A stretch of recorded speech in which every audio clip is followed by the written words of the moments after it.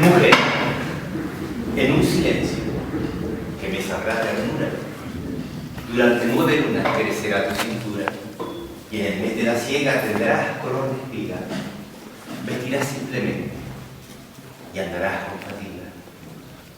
Estos versos del poeta argentino José Pedroni los conocí a través del payador Cafruni. Siempre han formado parte de mi vida y hoy me sirven como fuente de inspiración para la historia que les voy a contar. En el equinoccio de otoño, mientras dos cuerpos se abrazan y se aman, creando figuras artísticas barnizadas de sudor y de pasión, el último óvulo, el de la esperanza, se desprendió con naturalidad y bajó por las trompas de falopio. En los tejidos femeninos, el óvulo contemplaba cicatrices antiguas que eran como huellas dolientes de un pasado ingrato que la mujer tenía a recordar. En el otro extremo, un pelotón de espermatozoides competían por la fecundación. El primero marchaba con ira y con cólera. El segundo, con orgullo y pedantería. Con inseguridad y miedo el tercero. Con ideas de libertad el cuarto, y así un sinfín de ellos. Los primeros, cuando atisbaron al óvulo rosado, se excitaron ante la pronta llegada a meta. El primer espermatozoide, el de la ira y el de la cólera, se retrasó un poco y con su cola golpeó a sus inminentes perseguidores, que se tropezaron contra las blandas paredes del útero. Pero en su estrategia se descuidó. Y el cuarto espermatozoide, realizando un esfuerzo descomunal, entró en el óvulo rosado y este se cerró y se llenó de esperanza y de libertad. Todo esto había sucedido 4 meses atrás. Alicia, ante el retraso de su menstruación, lo justificó por el estrés del trabajo o porque eran los primeros síntomas de la menopausia. Lo cierto es que una bajada de azúcar o de tensión, pero esto no se lo puedo asegurar, porque más tarde supe por la abuela que el primer bostezo de un bebecito coincide con el primer desmayo.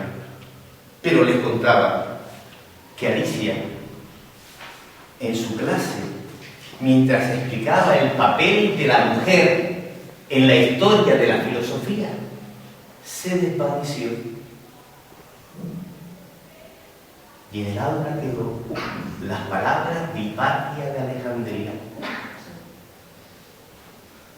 Se despertó en el hospital. Un médico argentino muy risueño se le acercó. Le sonrió, le acarició la cara y le dijo: contame, Alicia, lo que te sucede. Contame. Y Alicia le habló de sus síntomas, del retraso de su menstruación. El médico argentino pidió una analítica, la tumbó en la camilla y le puso un gel frío sobre la barriga.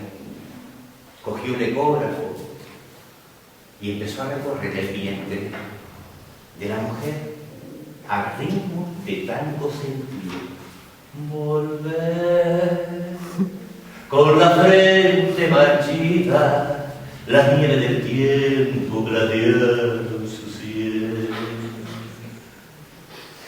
Iba recorriendo el vientre blando de la mujer, buscando en el útero cualquier resquicio que indicara algo. Sentir que es un soplo la vida amiga. Y entonces hubo un momento mágico, porque el cuarto se llenó de latidos de un corazón. ¡Estás embarazadísima, Alicia! ¡Felicidades! Espérate. Y cogió y siguió buscando en el futuro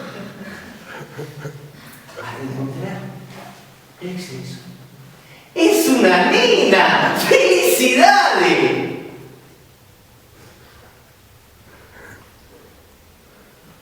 El rostro de Alicia se transfiguró, se llenó de miedo, de ansiedad y lloró, porque los fantasmas del pasado habían vuelto. Ella era profesora de filosofía en un colegio bilingüe privado. Su embarazo fue calificado de alto riesgo. Tenía 40 años y en su historial clínico había antecedentes de 5 abortos. El último de hacía solo 10 años. Juan Antonio, su pareja, la acompañó al colegio. Él prefirió más quedarse en la sala de espera. Nervioso contemplaba la vitrina de aquel colegio bilingüe. Fotos del director con diferentes consejeros de educación. Fotos del director con grandes personalidades de la cultura. Diplomas, distinciones, placas, a la calidad educativa de aquel centro. Por su parte, Alicia, llena de seguridad, recorrió el pasillo hasta llegar a la puerta de roble, donde había una placa que ponía director. Tocó y al escuchar un adelante, pasó. Prefirió más no sentarse. Miró a don Alberto y le manifestó que estaba embarazada, que venía a presentar la baja y que estaba a la entera disposición del centro para la persona que viniera a sustituirla. Don Alberto, como así obligaba a sus trabajadores a que lo llamaran, se levantó de la silla y con vehemencia le gritó: ¿pero de qué estamos hablando? ¿Cómo se te ocurre quedarte embarazada en pleno mes de febrero? Tú eres una irresponsable. Mañana mismo te quiero trabajando. Y encima vienes aquí a presentarme la baja, como si un embarazo fuese una enfermedad. Piénsatelo bien. Afortunadamente para el centro, la lista de sustitutos de filosofía está llena. Alicia no se podía creer lo que estaba escuchando. La estaba tratando como si fuera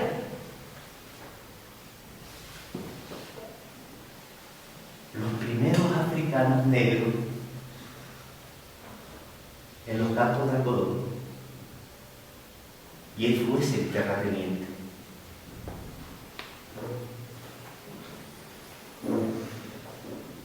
Antes de cerrar la puerta para siempre, se reafirmó en todo lo que había dicho y lo miró con compasión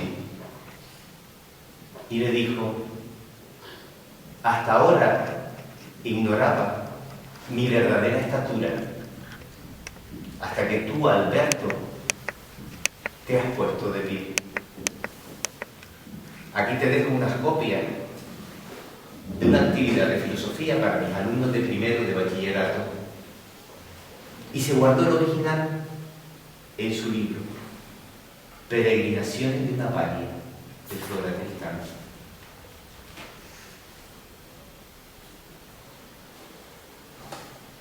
Las tardes de primavera, Alicia se la pasaba en el porche de su casa, sentada en la mecedora de su abuela.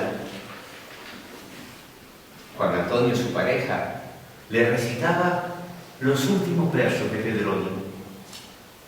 Y un día, un dulce día, con manso sufrimiento te romperás cargada como la rama al viento, Y será el regocijo de poder besarte las manos y dañar en el Hijo tu misma frente simple, tu boca, tu mirada y un poco de mis ojos, un poco, casi nada.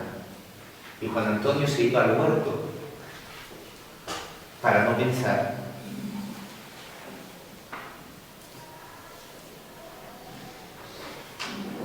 Alicia seguía leyendo su libro y en los descansos ponía las manitas en su vientre y conectaba con el feto. Dentro de la placenta la niña estaba placentera, feliz, divina, hasta que en los últimos meses algo cambió cuando se supo mujer.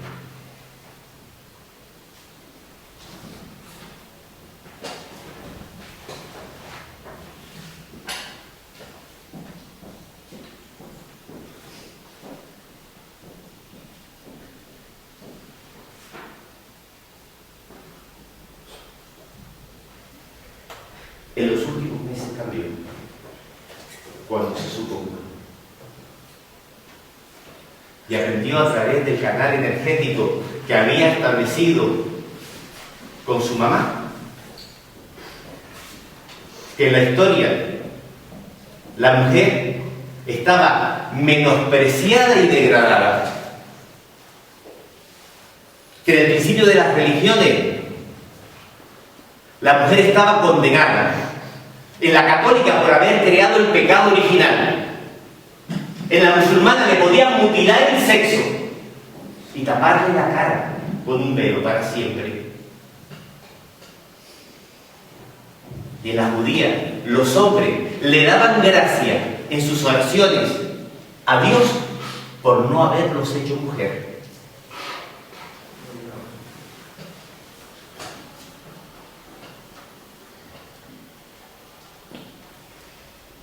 Pero lo que más le indignaba a la nena era que jamás podría ser la máxima representante de cualesquiera de aquellas religiones para poder cambiar todas aquellas ignominias.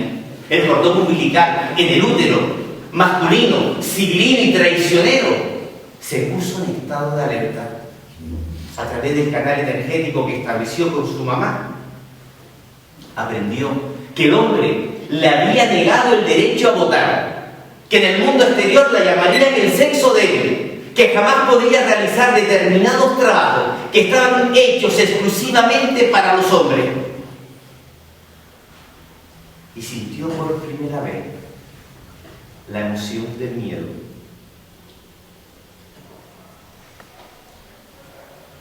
Cuando supo que podía ser secuestrada, prostituida, esclavizada y ser simplemente un elemento del sexo para el hombre. Y entonces empezó a dar patadas al vientre de su madre cuando supo que había millones de mujeres y de niñas a quienes se les había negado el derecho a la cultura, que había niñas que habían sido quemadas, lapidadas, asesinadas por querer ir a la escuela a aprender a leer y a escribir. Y entonces dio su primer grito de indignación que hizo que Alicia rompiera agua. El cordón umbilical masculino, civilino y traicionero la buscó dentro del útero, le dio una doble vuelta de cordón en la garganta, la empezó a apretar porque la quería matar, la quería asesinar, porque la nena había decidido enfrentarse al mundo. La única y gran contracción hizo que a Alicia se le cayera el libro de entre las manos y solo pudo agarrar una hoja que le servía de marcador.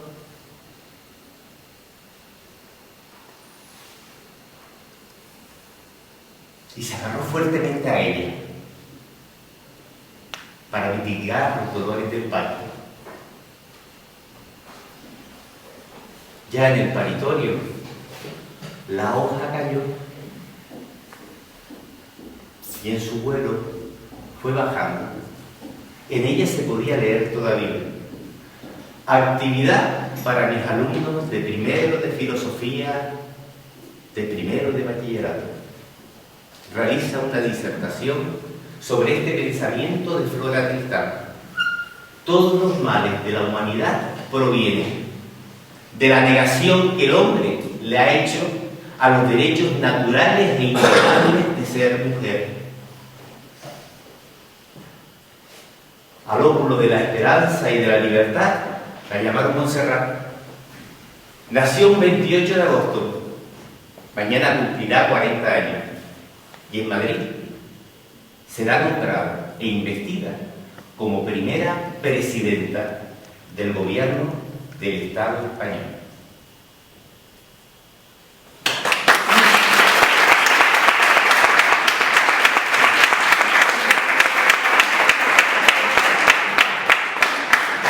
Este cuento se titula Esperanza y Libertad y es de mi autoría.